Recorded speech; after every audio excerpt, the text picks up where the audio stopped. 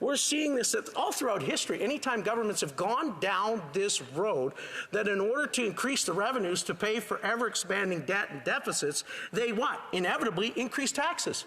Well, ask the citizens of this country, can they afford more tax? I think the answer would be a resounding no. They have more bills than they have paychecks.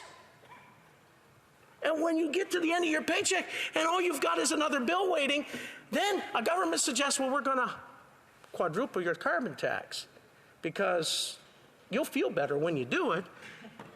And if you do it, somehow it's going to cause the weather to change and the climate to improve.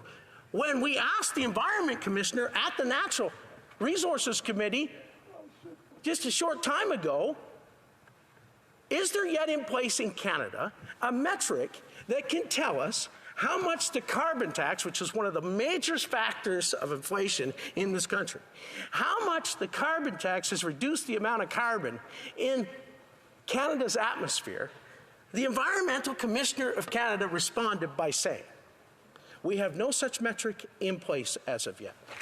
So the landmark signature piece of environmental legislation that has led to huge inflation in this country doesn't even have a metric by which we can tell Canadians its impact on the overall environment of Canada.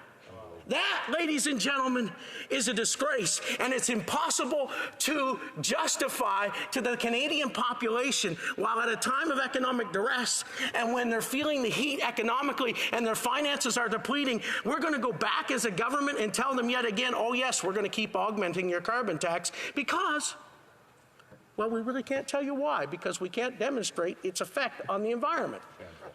That is unjustifiable. I think it's time for a course correction.